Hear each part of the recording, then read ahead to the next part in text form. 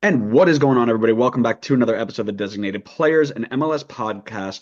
Incredibly, we are already 7 games into this MLS regular season, which accounts to nearly 20% of all the matches. At the beginning of the year, we made some predictions on how the table would shape out, and today we are going to give our thoughts on which clubs have been the most impressive and the most disappointing to this point in the 2025 season. And to do that, we are joined by some very special guests. It's Jordan and it's Logan from the Stateside Soccer Show. How are you guys doing? Doing good. Thanks for having us on. Yeah, no, we're ready. We're very excited about this. We were talking pre-show, and our predictions are often wrong, so we can't wait to compare notes on how wrong we all are.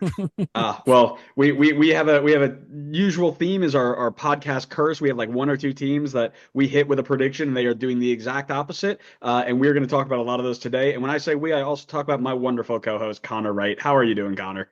Hey, listen, our podcast curse isn't just limited to predictions in the standings. We Yeah. uh we podcast cursed Peter Vermees out of SKC recently. So, like I think we said this last week, but if people are looking to have certain things go their way, we can list our Venmo in the description, send us some money, and we'll get the prediction on the way. Yes, absolutely. So make sure you check the description for that. We are charging very fair, reasonable prices. Um, don't ask what they are. You'll find out when you pay us. But the one thing that money will go to, we promise, are lots of cool scarves because every week we show off a scarf of the week. I want to send it over to our friends from Stateside Soccer Show to show us what they brought. We'll start with Jordan because he's in my top left. What do you got today? Okay, so I'm a Philadelphia Union fan. I first got into soccer though thanks to Michael Ballack and the German national team. He moved to Chelsea. Yes. So I have a Chelsea scarf here, but in 2012 they came stateside and played in the All-Star game. So it's a reversible one here with MLS All-Stars. And I was at that game. Got a picture with the Champions League trophy and got this scarf and was wearing my Chelsea gear, even though I was already an MLS fan at that time. But I probably looked like a loser jumping up in my Chelsea gear after the MLS All Stars won it in like the last minute of the game. I was still very excited. I was cheering for every goal that happened in that game. There you go. Man, Andrew, you bring on the best guests. I got Chelsea on my left. I got Liverpool underneath me. We're probably gonna get New York City down here on my bottom left here. But Logan, what are you rocking today? Oh man, not too far off from New York City if I'm a Manchester City fan, huh? So no, today I did not bring my Man City kit or scarf on. I went with my first MLS kit because I was always a Premier League fan before MLS, but I went with a Sporting Kansas City. It's a really nice silky scarf. Ooh. I felt like it was pretty fitting for a podcast right after Peter left to kind of represent my first scarf. And sure enough, lo and behold, like you guys said, I think we've also cursed Peter Vermees because it was constantly Jordan and I were talking weekly about Peter Vermees and his unemployment coming soon, and all of a sudden it happened. So maybe you guys were the nail in that coffin, but.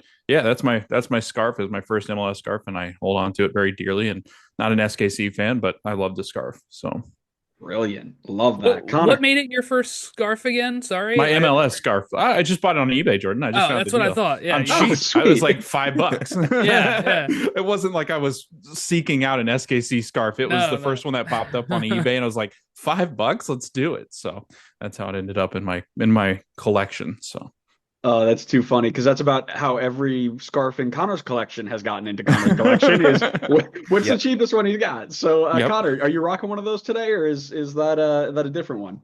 No, I think I splashed a little cash on this one. It's a nice scarf, I gotta say. And I hate to admit it because this is an enemy of the pod, but we've got the loon scarf today. But it is a sick little forest theme here for the loon scarf. I gotta say, I like it a lot, and I hate to admit it. You give Pretty him too rad. much credit. Give him too much credit, but it is a nice scarf. I'll give you that. I always try to tie one in. I am only 3 teams off from having one from every team in the league. Wow. So I always try to tie one in to what we're talking about today. And I have a lot of apologizing to do to this club right here. So Spoilers. yeah, spoiler alert. I've rocked some Vancouver this week. I usually break out my Vancouver 86ers scarf, but I've used that so many times. This is now the niche one. So we'll just mix it up a little bit. Alrighty. So as we said, it's going to be a chat today about the most impressive and the most disappointing clubs up to this point. But as longtime listeners of this pod know, we like to start off with a smile. So why don't we chat about the most impressive teams so far? And I'll send it over to Logan first. Logan, which team has stood out to you as one of the most impressive so far, based off of maybe what you were thinking they would be?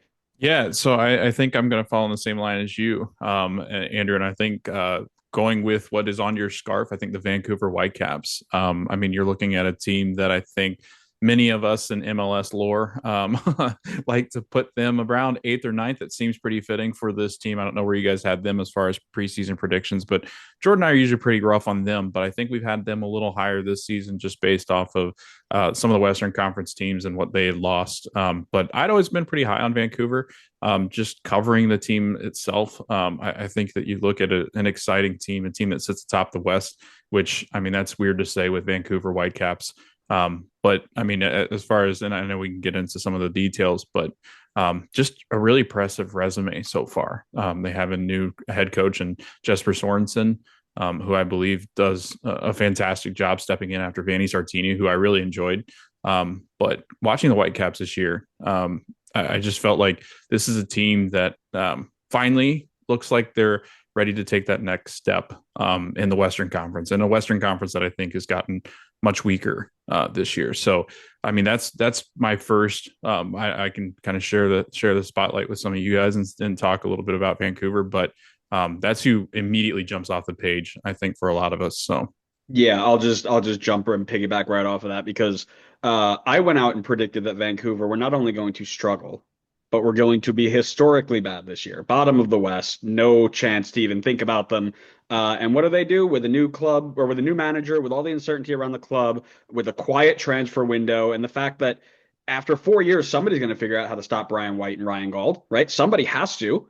So my prediction was they were going to be dead last in the West. And if I just check my notes here, top of the West, one league loss. They've knocked off not one, but two Liga MX powerhouses on the road to a CCL semifinals. And they're playing some of the best football in their club's history. So you want to talk about podcast curse, Vancouver? You are so welcome. They're gonna build a statue for you in That's Vancouver. right. I'll send them. I'll send them a couple headshots. I could pick from their favorite. Yeah, Logan had them sixth. I had them 12th. So I feel very like I was like, why are you firing your coach after he did like I don't know, he was a great character and everything, and I was just like I was puzzled by it. But I apologized this week on the podcast because it seems to have been the right move, and they are now, top of the West. Will they finish that way? That's the question. But I mean, they're still balancing CCC as well, and they got through that round, and have a chance of maybe beating Miami and actually maybe taking the whole thing if they get to a final. They already knocked off like two Mexican clubs, so yeah, I mean, a big surprise for me. Yeah, Jordan, why don't you just keep on running then? And do you have a different team? Do you have anything Yeah, else you think I out do. there? I Yeah. do. I have San Diego as Ooh, I like it. my surprise team, sticking with the West. I made the joke this week that the Western Conference kind of looks like it's turned upside down. Like, the teams on the top, which right now are like Vancouver, San Diego, Minnesota, Austin, Portland, Dallas, Colorado. I was not expecting, I would say, a good chunk of those to be near the top. But like San Diego is a new expansion club. And they start with 14 points against who we thought were really good teams. They had to face some pretty tough opponents. And while I can't kind of project on how they were, how they're doing based off of last season because they weren't around, but I just went back and looked at like all of the expansion teams that started playing since 2020. And this is, like the second best start for an expansion side since then because St. Louis obviously had 5 wins, 2 losses, 0 draws in what year was that? 2023. And then 2022, Charlotte had 3 wins, 4 losses. Austin did have a pretty good start in 2021 with 14 points as well, 4 wins, 2 draws, 1 loss. But then you look at like Nashville and Miami in 2020, both having like really bad starts. If you also include, MLS is back, thanks to the COVID year. But I don't know. I was kind of down on San Diego going into the season. I felt like they didn't really do enough. They had some big names come over, but I feel like with expansion clubs, this is where it's always a wrinkle when you're trying to predict stuff before the season because you have no clue how they're actually going to come out and do, right? Like you can look at some of those moves like, De La Torre coming over and Lozano coming over, and you're like, great, how will they actually do as a team? How will they, it's one of those tough things to predict, and they've come out and just been really, really sharp. Now, of course, I've mentioned this a few times too. They've started against what we thought was a gauntlet. Like if you look at the preseason and you look at who they had to go against, you'd be like, man, 14 points after that, San Diego is really good. Some of those teams, though, have had that disappointing start that we're going to get to that I'm like, I don't know how much this is still like, is it San Diego's this good or is it that these teams are so disappointing when you're looking at teams like Galaxy, LAFC, and, Seattle and stuff that they're beating.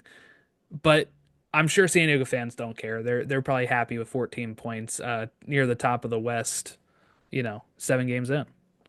Yeah, that's a great shout, right? And I think it's such an interesting part about MLS in general is that if Man City starts off with, 3 losses out of 5, you're like, oh, Man City's not performing well. If LAFC or Galaxy start off with 3 out of 5, it's like, are they really not that good, or is this just a downslope? Like, what is the deal here, right? So it adds that little wrinkle in that I really love about. But Connor, your thoughts? Well, this is why your favorite co-host here comes prepared to the podcast because I did have Vancouver and San Diego on my list, but I came with a third just in case this happened, and it's a good thing I did. I'm going to give a little bit of love to Austin FC, who was a team that I had predicted to finish 11th in the West, and still very much possible for that to be the case. But I'll tell you this, if you gave me 20 guesses of who was going to be the best defensive team at this point in the season, you may have even been able to give me 30 guesses. I don't think I'd get it right. I really did not think that Austin was going to be the best defensive team in the league. I mean, granted, it's only 7 games into the season, but 3 goals allowed in 7 games so far this season, never would have guessed that. I look at this defense on paper, never would have guessed it. But I think they're in a similar state to maybe a team we'll talk about later, so I'm not going to spoil it. You might be able to figure it out from the hints, but they're surprisingly very strong in the defense, like more so than I had thought originally. But the attack is still in the process of getting figured out. I think there's good promise for Austin though, because if they could keep up this defense to some extent, there's a lot of like big priced attacking talent in this team that I think is just kind of like taking some time to kind of get figured out, gel, get chemistry and all that stuff, figure out their best place on the field. Where if they get that stuff figured out, Austin could be a serious like threat in the Western Conference if they can keep up this defensive effort that they've put in so far. But it's been shocking to me. Honestly, I was not expecting this in the slightest. I would agree. Austin is a team that we kind of consistently rag on, I feel like, on our show. And it is, we kind of talked about it like last week or 2 weeks ago. I forget when it was, of like, I looked at them as maybe an opportunity to discuss them on this, but I'm not sold on them just because of what you mentioned with the goals. Like, they've only scored 5, given up 3, and I'm like, I can't see that staying. Like, it's either going to be that they start scoring a lot more and they keep going well, or all of a sudden they're going to start giving up more goals where those draws and wins that they're winning like 1-0 are going to end up being like 0-0s or 1-0 losses, and they're going to end up getting further down the table. So I'm a little worried about them. Yeah, Yeah. I would 100% agree with that. I think this is good for them now Oh yeah. because they had Vasquez come in who has MLS experience, but probably still like getting a little bit of time to kind of connect with the rest of the team and find his place there. And then you got Bukhari, another big money signing, Uzuni, also another big money sign. Like if those guys can gel and like, take this time now while the defense is like going sicko mode, they can kind of like figure it out. And then once the defense, inevitably probably starts to leak more goals, they could maybe start hitting in more goals to kind of offset it. And then maybe now we're looking at Austin in a much better spot because this period where like Atlanta is going through right now, they Hmm. were doing in a much better spot and now can like make the most of that advantage. always better when you're in the top three than when you're not in the top three. So I agree with you in that case. And it's also, yeah, they're the only ones to beat the team that I brought, San Diego. So they have some like quality wins as well to their resume, but they just need to start scoring. You guys hit it all on the head there. But Connor, sicko mode. What are we back in like 2016? Really throwing I it back am. there. Jeez.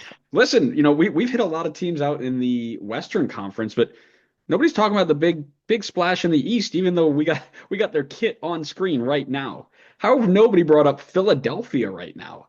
Another team that sold off tons of players in the offseason, didn't reinvest at all, changed their head coach from somebody who is a perennial top 3, 4 guy, except for one season, to a guy who is as a Red Bull supporter who watched Bradley Carnell ball is hot and cold. He's either really, really good or he's really, really not. You didn't know what you're going to get out of there. And they're pushing for a supporter shield race early in the season. And, you know, are they going to stay there, right? We're talking about these teams that start hot. Are they going to stay there? You just lost your club's leading goal scorer for $4 million to the Columbus Crew, who are top of the Eastern Conference, your own conference, and unbeaten. So you've made them stronger. But time will tell for that. But energy drink soccer from Carnell is really, really showing off right now. It's performing well. Baribeau's red hot. The kids are performing. And one of our listeners pointed out they're finally healthy again, right? They've got key pieces back that they didn't have last year, specifically Andre Blake in goal. But even with him being back in that conversation, again, I couldn't have taken 15 guesses and said, yeah, Philly might be punching top three, 25% of the way through the season. It wasn't on my bingo card. So I think it's really, really impressive. Now, I made the joke with a friend of mine that I think Ernst Tanner wants to play on like a super difficult mode. Like he was like, all right, I'm going to get rid of Jack McGlynn. I'm going to get rid of Jim Curtin, and I'm going to ship off Carranza midseason. We're going to run it back with a brand new coach. And then he started doing well. I was like, no, we got to take it up another level. Let's get Gazdag out of here. So this should be really interesting in the next couple of weeks. But Jordan, your thoughts on Philly?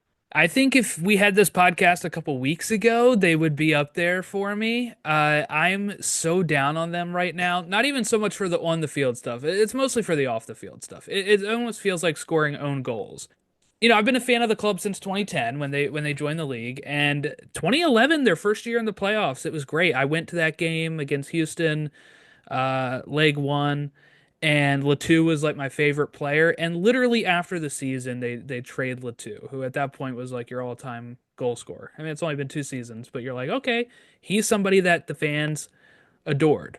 And then you had the whole like Peter Nowak fallout that happened and whatever he was doing in the locker room and all that. But then, he gets shipped out. We get Jim Curtin, and then eventually we build to a really good quality team that is continuing to compete. And they even bring Latu back at a certain point, right? And I don't know.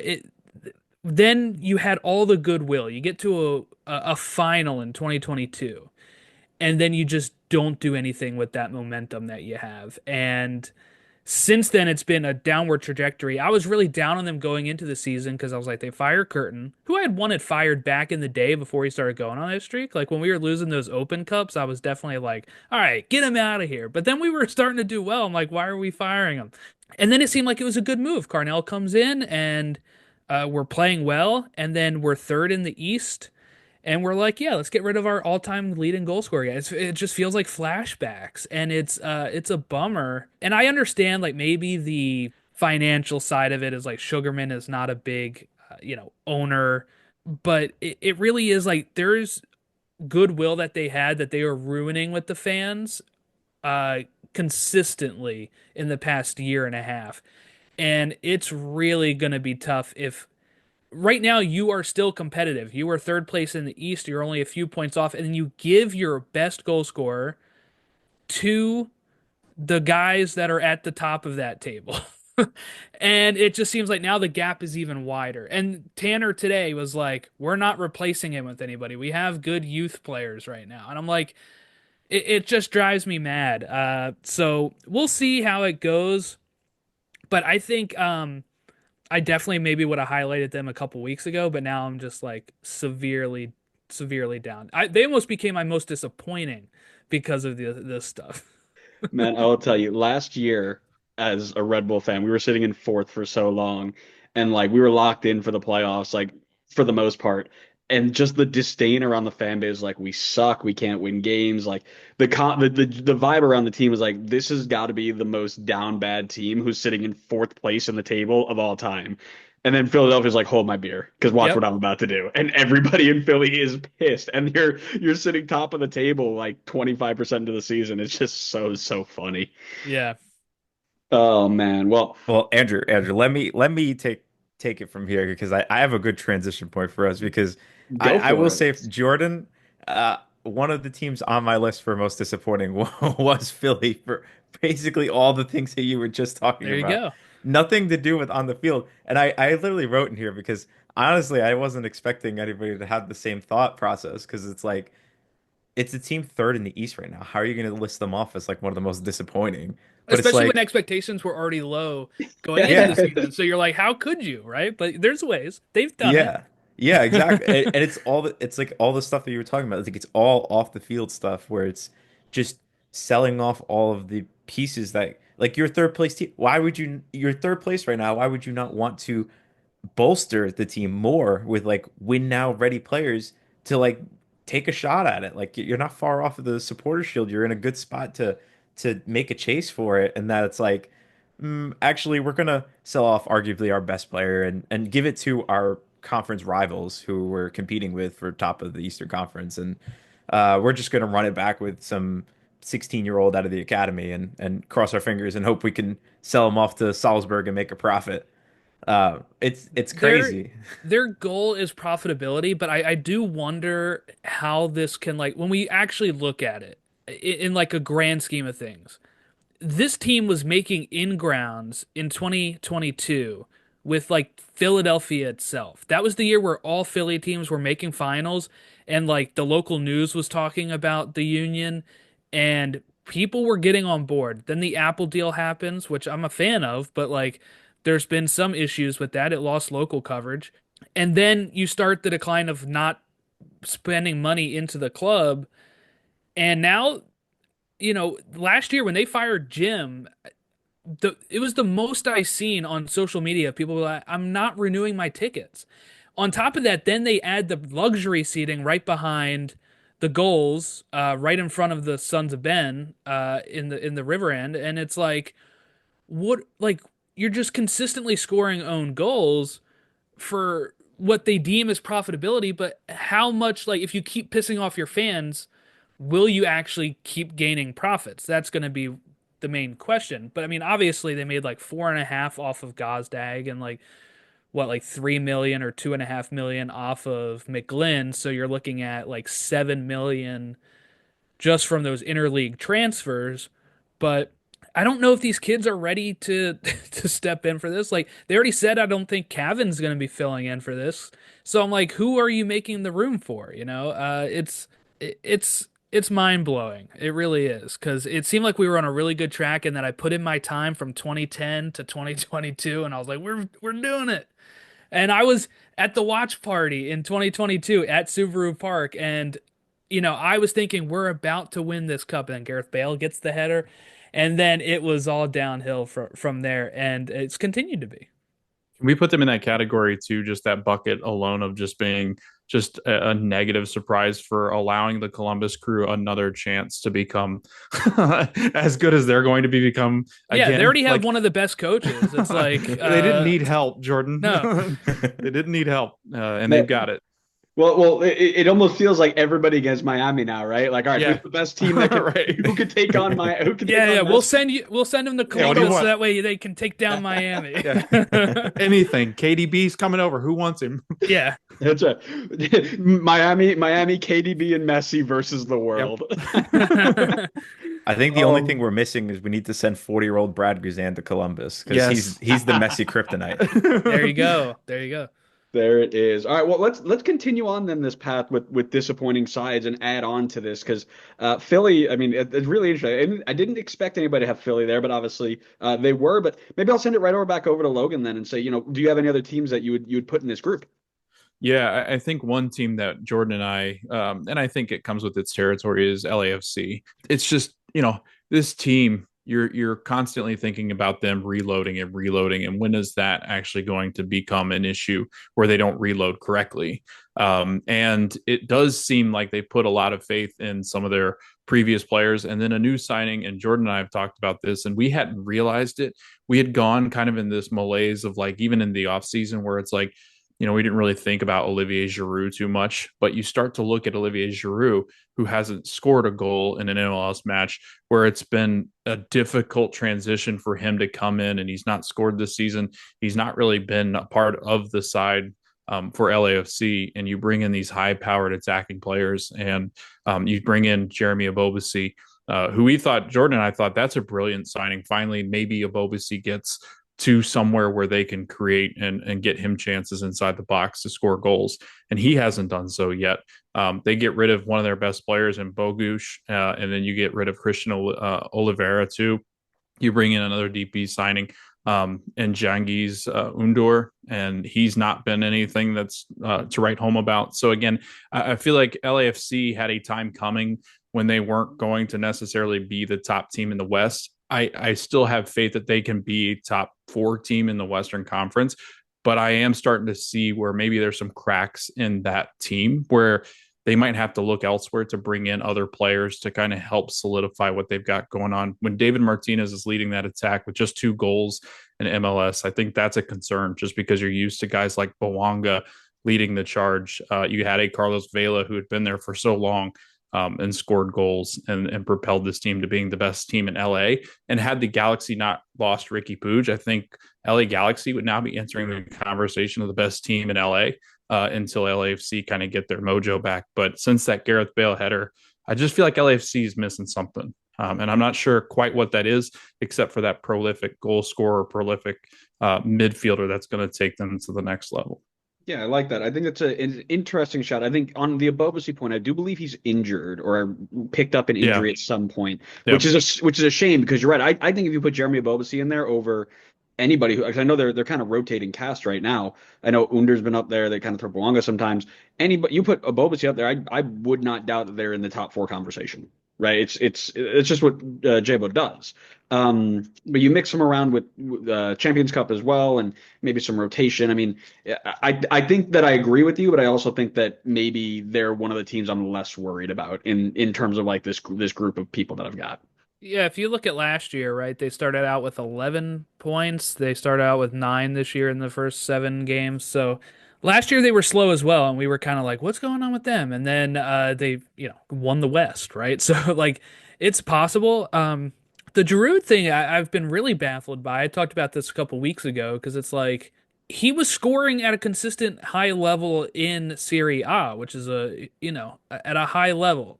Comes over here and scores in some Open Cup games and such, but not in the league. And I think it's just he doesn't really fit their style. Is probably the biggest thing I would say with that. But I'm still surprised he hasn't gotten more goals, even with just how he is, right? Like he's one of my favorite players. I watched him. My dad's an Arsenal fan, so I used to watch him a lot there. I always wanted him at Chelsea. Then he went to Chelsea. He won stuff there, and then went to Milan, where I was watching him a lot because of Pulisic connection and all that. And it just seemed like I was like, man, it's a good signing for LAFC, and it just hasn't panned out for them. But they still won the West, like, so you can't even like get too upset about it, I think. But yeah, well, and to Logan's point, the West is also weaker this year. Yes. There's a big disparity between those who are supposed to be at the bottom, those who are supposed to be at the top. I don't think it takes a mountain to get them into that conversation where they're punching for home playoffs. So, it'll be really interesting. That's one good thing about the West being weak, is that it's always going to be interesting up to the end, right? You're not going to have the San Jose's of year past where they're done with they're the who's down? Is Southampton down now with 7 to go? They're like the Southampton of MLS. Yeah. Yeah, and again, I think you make a great point. I mean, the Western Conference, Jordan and I talked for so long about how good the Western Conference was, that this year it was like, whoa, what happened? Like, it's got flipped on its head. And it's because these high-powered teams that are usually up in the top of the table, they're struggling. LA Galaxy, they're not healthy. They weren't healthy. They're getting healthier, but that's a big hole that they've dug themselves. You look at a Houston team who, for some reason, on paper, always looked like a team you didn't really suspect to do anything, but then right when you're talking about playoffs, they're there. But yeah, I mean, you've got certain teams like that, Seattle, who's gone through different injury and rotational pieces where they've brought in new talent, and again, that talent gets hurt or they're aging, so it's hard to pinpoint where exactly. And that's what's fun about the West is like Seattle and LAFC always have these weird starts, and all of a sudden you look up and there they are again. So again, we could look up in a month and LAFC's back, and everything I've just said goes out the window. But again, I think it's interesting because they don't feel like the LAFC of old, but they surely feel like a team that could get back into it just because, like you said, Andrew, these teams at the Western Conference, especially in that first four slots, I think those teams are susceptible to fall back down some. Yeah, for sure. And I want to send it right over to Connor because you mentioned a team that I think he has some apologizing for because he dropped a massive podcast curse on them over in the big state of Texas. Connor, I hope that team is on your list here. It's not. I will never apologize. Houston is my Peter Vermees of teams, if I'm gonna be honest with you. Where it's like every year I bet against them, and then this was the year where I finally said, "All right, I'm just stop betting against them because they prove me wrong every single year, and now they stink." So, no apologies for Houston. You had your chance to prove me right on this one. I can if we want to go around to some. I know I mentioned Philly before. If we I don't want to steal Um, someone else's team if somebody else wants to go, but I I was do have gonna, more. Go yeah, ahead. I was gonna say because I think Logan teed me up for it here with Seattle. That was my pick. I have Seattle. They're starting with 6 points in 7 games. After making what I thought were some really good signings to bolster after losing Rui Diaz and stuff, they bring in Paul Arriola, who's now injured, of course, unfortunately, and Jesus Ferreira. They raided Dallas, but they end up, with 6 points. Jordan Morris breaks the goal scoring record in all comps, and that's really been the highlight of their season so far. They had a draw with Charlotte at home. At RSL, they lost. They beat LAFC, which I thought was like, oh, maybe they're going to turn it around here after that slow start. Then they lose at St. Louis, draw with Houston, draw at San Jose, and then lose to San Diego 3-0. But I went back and looked at last year because I was like, I remember them starting off pretty slow last year, and they actually started with 6 points in 7 matches before finishing fourth in the West, going 3 losses on the road, no wins, 1 draw, and 1 win, no losses, 2 draws at home. And that's exactly how they started this season as well. But the big difference is they've given up 11 goals while only scoring 8 compared to last year. They actually had a positive goal differential after scoring 9 and giving up 7. But, just highlighting that of like, hey, last year they actually turned it around and just like LAFC and ended up in that conversation at the end of the day. Um, so if you're a Seattle fan, there's some like, hey, this might work. Especially last year, they had lost De La Vega for a bit, and it's kind of like, oh, you lost Areola for a bit. They're bringing in a new player now, right? Like they're still trying to get this team to work. So that is probably a positive for Seattle fans. But I don't know. I expected more from them at the beginning of the season, and they haven't been able to get it done. Yeah, I would agree with that. That's another team that's on my list here. I've got a couple, but yeah, I think Connor and I both had them at least one or two, maybe if not both one, for the exact reasons you mentioned, right? Really good offseason, bring in a lot of MLS experience, which usually pays off. The injuries are going to happen and such, but again, this is another team very similar to like LAFC, where I'm just not so worried about them. They were in Champions Cup this midweek to start the year, and they had a pretty good result against LAFC 5-2. The worry that I have is the points that they've dropped, right? The likes of Houston. Those aren't games you want to see them drop. However, I'll give them a pass with CCC. The little asterisk I'll put out there is there's always one team every season who should be at the top who get tripped up by CCC and just never recover. And this may be Seattle's year to do that. I'm not putting out there saying yeah it absolutely is, but it's something to keep an eye on. But I'll give them a pass for now on that. Connor, I'm gonna jump in here and do this because I don't want you to take this from me because I have told you multiple weeks that your favorite club is on fraud watch and I'm keeping them there. You're on fraud watch. Atlanta United is completely on fraud watch. What do they have? $40 million invested in their attack, and they've got less It's goals. insane. Yeah, and they've got less goals scored than the Chicago Triple Gs. Like, what are we doing here? You know? And listen, they've also conceded an insane number as well, which is a different story, but they're currently sitting outside the playoff spot heading into the middle of April. I've said it before. I don't think it's crazy to say that Ronnie Dyla might be on the hot seat very, very soon if he isn't there already.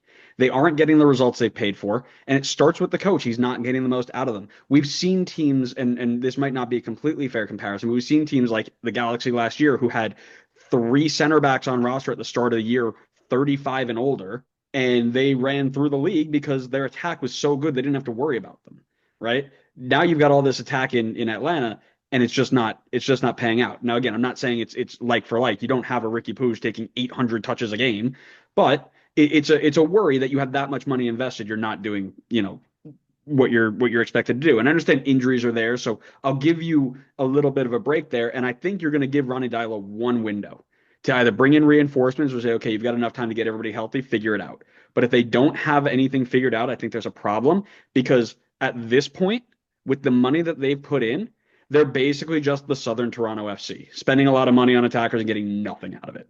I knew you were going to go with this take. I Yeah, knew you it. better. And I'll just like last week, it is Ludacris featuring Pitbull. It's insane. Like how do you come to the conclusion that Ronnie Dyla is almost on the hot seat because we're 7 games into the season and the team hasn't got it clicking yet?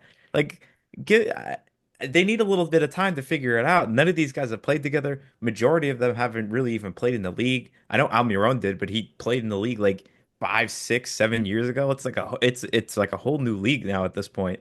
Latte Latha's never played here before. Like they got to figure out how to play with one another. They got to figure out like where on the field is the best place for them to play. I think they're gonna figure it out in the attack. It's not like they haven't scored goals. They've got 11. That's pretty like I know it's a lot of money they spent, but that's pretty run of the mill so far. I knew the defense was going to be an issue. That's why I knocked them down in my standings a bit because they just ran it back with the same defense they had last year, which was not a good defense. And now you've got 1 year older Brad Guzan in goal, who's gonna like be 45 by before the time they finally decide to move him out of net. So it's like, at least for me, maybe it was just because I'm a pessimistic fan, but I knew it was gonna be some struggle. Like it wasn't just gonna be flying off the rails like right at the start, just because they dropped a lot of money on a striker and bringing back Almiron. But I think the team needs more time to kind of get things figured out. I don't think we could be saying 7 games into the season of bringing all these new guys in that like the coach should be worried about his job if he doesn't get things sorted out in the next like couple of games. Fraud watch. Connor, this is where you're living up to your last name, actually, because I agree with you. They are disappointing so far, but look, Pineda lasted there longer than he should have, so I don't think Dahlia is actually on any sort of hot seat at all. So I think he'll have his time. Now it depends on how it all goes. I think he would have until next summer, really, at probably the earliest, before they get rid of him, just to give him a full season, and then start of the next season. And if it starts out really bad, but I mean, like they're only 3 points off of like where Orlando is currently, and 11 goals is pretty good. I just worry about the defense would be my main thing, giving up 12. But I think once this team gets clicking, they'll be. I had them picked for MLS Cup, so I'm still holding out hope that I'm right. But we'll see. I want to be able to get something predicted right. I'll tell you that Pineda lasted because he had Carlos Bocanegra, who was afraid to do anything to say that, oh, I messed this one up. I don't think Garth is going to sit there and say, yep, we're going to give you all the time in the world. If you're putting money into it and it's got Garth Lagerwey's name tied to it, I think that you're going to see a little bit more fire under the seat, personally. I think it'd be really harsh. I think that would be really harsh. As an Orlando City fan, I would say that anything I say negatively against Atlanta United or through my purple colored glasses, I'm just going to stay quiet in the Atlanta United argument. No, but in all honesty, like I do feel like usually you give a manager, I'd imagine, 2 transfer windows to see what they can do. And Ronnie Dyla, I mean, let's not forget, Ronnie Dyla was took an NYCFC team that I think was not as good on paper and did things with them that I'm not sure many other managers could have done. I always thought Ronnie was a great manager, and I think Garth Lagerwey, he's going to keep investing money, and that's what makes Atlanta so scary. Like being an Orlando City fan, we know it's coming. We know there's a big punch coming. We already have the problem in the south of Florida. We don't need the problem in the middle of Georgia either. We're already glad Joseph is in the Western Conference. Let's keep some goal scorers away from Atlanta United. But again, like Jordan said, I'd be more concerned defensively because I'm afraid that this, and they've shown it, this attacking front can be very, very dangerous with Latte Lath. I mean, Yeah, New York City Mickey Mouse Cup, but other than that, sorry, yeah. Connor, you were saying. No, I'll agree with the Mickey Mouse Cup. That should have Heck been yeah. Philly's Cup, but that's a whole other conversation. But yeah, no, I agree. They need to figure out the defense. It's the way they have it right now. It's just not going to work. I mean, you have like the defensive midfielders that they've brought in have not been good enough to help the disaster mess that they have in the defense. And both wing backs are very attacking wing backs, and then you're just left with Derek Williams and Stian Gregerson trying to fight for their lives in front of 40, I don't know, 8-year-old. I'm just gonna keep adding years every time I mention his name. 48-year-old Brad Guzan in goal. So they need some work in the summer if they're gonna get this thing sorted out. But I still have faith that they can get the ship in the right direction. My only worry, and I know we've taken this very, very egregiously, right? But my only real worry is I don't see him getting the best out of these players. And this is Ronnie Dyla now. Bartosz Szlisz looks like a USL player. I've watched him a couple of times now, and he looks really poor, which he didn't look under Pineda. And I don't know if that's just maybe he looked better in a different system, but he's been one of the players I'm like, who is this guy? How did he get here? And then you've got these other players, and I understand like Amador and Lennon are coming back, and that's going to add another level, no doubt. But the players who replace him, like Matty Edwards, playing on that right back spot, I thought he looked good, but he wasn't the best that he could have been, right? And I think there's room for him to grow and things like that. But when you look at the fullbacks that they've produced so far, right? Brooks Lennon is one of them, of course, but Caleb Wiley, who's now transferred over to Chelsea and has been loaned out probably 7,400 times by Yep. now. I haven't kept count, but that's par for the Chelsea That was course. accurate. Yeah, I agree. When you look at those sorts of levels, you would expect kind of that being the mold of what they expect out of them. And I'm just taking two off the top of my head, but it feels like there are certain players that he either hasn't helped progress yet. And again, I understand, Connor, I know you're about to say it's been 7 games. I get it. But I feel like there are players who have regressed under him as well, right? Bartosz Szlisz being the main character there. So just my 2 cents. Now, when you say Sleece is playing like a USL player, do you mean a USL D1 I player mean, or a whichever USL whichever one he championship? ends up in, I guess. I like that. We just had a whole nice conversation about that. We'll dive into that here probably 74 years from now because I can't talk about it anymore. Do we have any others we want to throw out there before we keep going down the Atlanta train? Because I could all day if you want, Connor. I could do it. Listen, you keep going down the train. I will keep defending them because I think you're out of your mind for it. But You're the meme of the soldier standing with all the arrows in the back. yeah, It's that's just Atlanta underneath me you. defending the whole fan base from you. I'll throw out one more I had on my list, and Sure. it's a team that I think has been temporarily disappointing, but I think can turn it around. I've gone for St. Louis City, and it's funny because I had Austin as my most surprising, and I have St. Louis as my most disappointing. But in terms of goal difference, they've been almost identical. Yeah. Um, but yeah, St. Louis, I think, like I said, I think they're in a really good position to turn this around because I did not have any faith in their defense being as good as it has been so far this season. So that's been really encouraging to see that they can play to this level defensively.